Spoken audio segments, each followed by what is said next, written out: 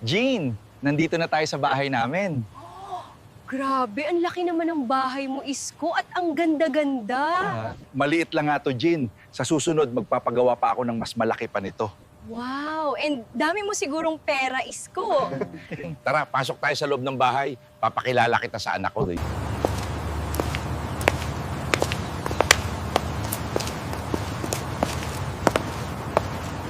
Ang ganda naman dito sa loob ng bahay mo, Isko. Ang lambot-lambot ng sofa. Salamat at nagustuhan mo, Jean. Feel at home ka lang dito. Kayo lang ba dalawa ng anak mo ang nakatira dito sa malaking bahay? Oo, Jean.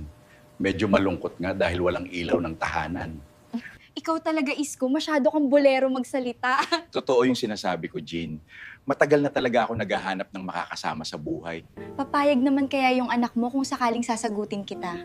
Huwag ka mag-alala. Ako na bahala sa anak ko, Jean. Papayag yun. Tay, nandito ka na pala. Kanina pa po naghihintay sa'yo ang mga bisita mo dun sa labas. Nak, may papakilala pala ako sa'yo. Ito pala si Jean, anak. Hello! Ikaw pala ang anak ni Isko. Ano ang pangalan mo, Eneng? Ako nga po pala si Rose. Magkaibigan po ba kayo ni tatay? Anak, girlfriend ko na pala si Jean. Grabe ka naman, Isko. Nakakahiya sa anak mo. Bakit ngayon ko lang nalaman na may girlfriend ka na pala, Tay? Tay, puntahan nyo na yung mga bisita sa labas. Kanina pa sila nag-aantay sa birthday celebrant. Sige, anak. Pupunta na kami sa labas ni Jean. Pre, nandito na pala si Jean. Parang ang sweet nyo ng dalawa, ah. Oo, pre. Girlfriend ko na pala si Jean. Wow! Kung ganun, pre, congrats sa'yo. Dahil dyan, pre, isabay nating i-celebrate sa birthday mo. Oo, pre. Marami pa tayong beer dyan. Magdamag tayo magiinuman. Mukhang hindi magtatagal, pre. Mapupunta na to sa kasalan, ah. Sana nga, pre, papayag si Jean na magpakasal sa akin. Grabe naman, kasalan agad. Mukhang lasing na masyado si pare, ah. Nakatulog na ata sa misa. Tay, magpahinga na rin po tayo. Marami na po kayong nainom. Oo nga, Isko. Magpahinga na rin tayo. Uuwi na ako. Gumagabi na. Sige, Jean, ihahatid kita sa inyo. Mahirap na, baka mapano ka sa daan. Kaya mo pa ba magmanihos ang sasakyan, Tay? Marami po kayong nainom na alak na. Kaya ko pa naman, anak. Hindi pa naman ako lasing. Mag-ingat po kayo sa daan, Tay. At magdahan-dahan lang sa pagpapatakbo. Sige, anak, magpahinga ka na. At ihahatid ko lang tong si Jean. Alam mo, Jean, ang saya-saya ko ngayong araw na to dahil magkasama tayo. Grabe ka, bolero mo talaga, Isko. Gagaling mo mambola. Hindi naman bola yun, Jean. Totoo yun. Ito yung pinakamasayang birthday ko. Wow, grabe naman. Masaya rin ako at nakapunta ako sa inyo. Kung gusto mo, doon ka na lang tumira sa amin. Total, kami lang naman dalawa ng anak ko. Sure ka ba dyan, Isko? Baka nagbibiro ka lang. Oo, sure ako, Jean. Magsama na lang tayo at sa susunod na buwan magpakasal na tayo. Kung okay sa anak mo, sige, papayag ako sa gusto mo. Yeah. Isko! Ha? Tingnan mo sa harap, mababangga tayo!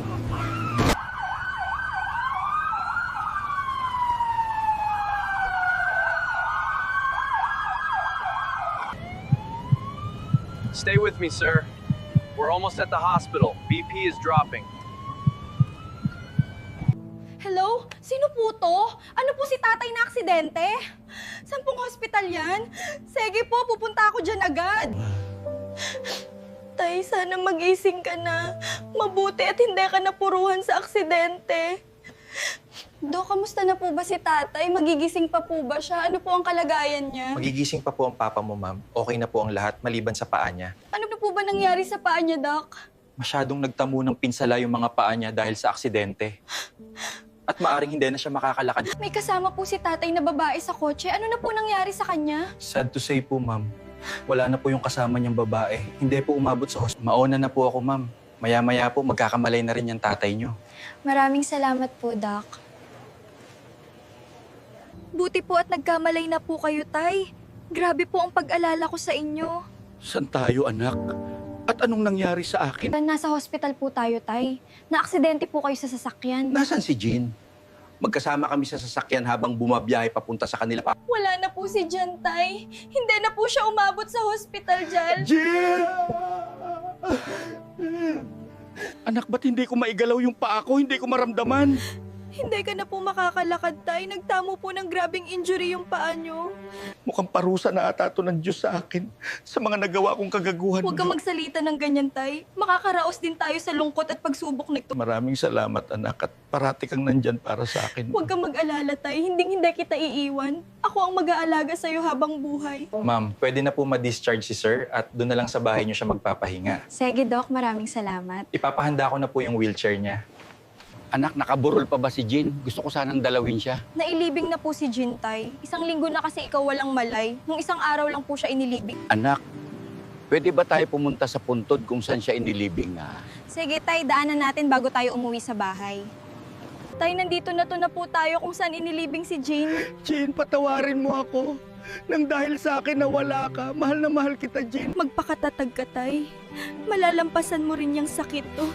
Bakit ikaw pa, Jean?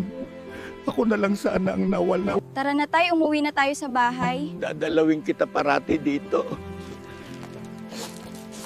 Jan, mahal ka. Ngayon ko lang napagtanto, anak. Ang dami ko palang kasalanan at atraso sa'yo. Masyado kong inabuso ang kabaitan mo. Hindi ko yun batid, Tay. Ikaw na lang ang natitira sa akin at matagal nang wala si nanay. At mahal na mahal ko po kayo, Tay. Sorry, anak. Imbis ikaw yung alagaan ko, gaya ng pangako ko sa nanay mo bago siya mawala. Ako pa yung naging pabigat sa... Huwag ka mag-alala, Tay. Makakalakad ka pa ulit. Hihingi ako ng tulong dun sa kaibigan ko. Hindi na ata kaya ng kaibigan mo ang pagalingin ako, anak. Basta, Tay. Tatawagin ko lang yung kaibigan ko at sigurado matutulungan niya tayo dyan sa sitwasyon mo. Ano ba yung kaibigan mo? Doktor ba yan? Kaibigan kong Dragon, naririnig mo ba ako?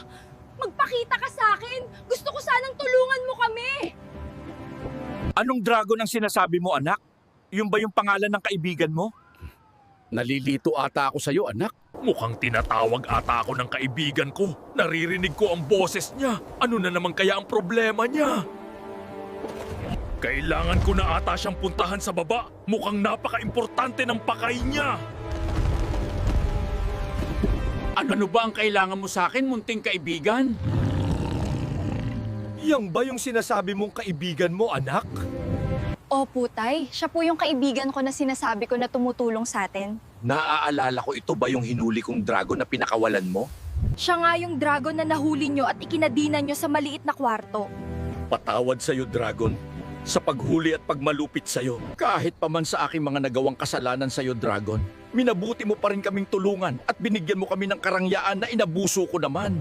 Labis ang pasasalamat ko sa iyong anak na mabait na siyang tumulong sa akin na makawala. Bukal sa loob ko ang pagtupad sa mga hiling ng anak mo. Kaibigan kong Dragon sa natitira kong huling-hiling, gusto ko sana na gumaling si Al. Huwag, anak! Huwag mong ituloy! Kung mamarapatin mo, anak, gusto ko sana ako ang gumamit sa huli mong kahilingan mo. Pwede ba yun, kaibigan kong Dragon? Kung ipaghihintulot mo, munting kaibigan, na siya ang gumamit sa iyong kahilingan, pwede yun na. Sige, ibibigay ko kay tatay ang huli kong kahilingan. Pwede ko bang ibulong sa'yo, Dragon, ang huling hiling na gusto ko? Sigurado ka na ba sa huling hiling mo? Ito ba talaga ang gusto mong mangyari? Oo, sigurado na ako sa huling hiling ko. Paalam, munting kaibigan. Ito na ang huli nating pagkikita bilang isang dragon mo. Matutupad ang huli niyong kahilingan. Bakit parang walang nangyari? Ano ba yung hiniling mo, Tay? Yung hiniling ko hindi na para sa akin, kundi para sa'yo na anak. Kumusta ka naman, munti kong kaibigan na? At sino ka naman? Hindi mo ba ako nakikilala, munting kaibigan? Parang familiar ang boses mo. Ikaw ba yan, kaibigan kong Dragon? Buti at nakikilala mo pa ako. Paano at paano ka naging tao? Yung tatay mo ang humiling na maging tao ako. So, Dragon, ano ba ipapangalan namin sa'yo ngayon tao ka na? Jack na lang, tay, para bagay kay Rose. Para naman kayong nasa Titanic movie niyan. Seryoso to, Jack. Gusto kong alagaan mo si Rose. Wag na wag mo siyang pababayaan.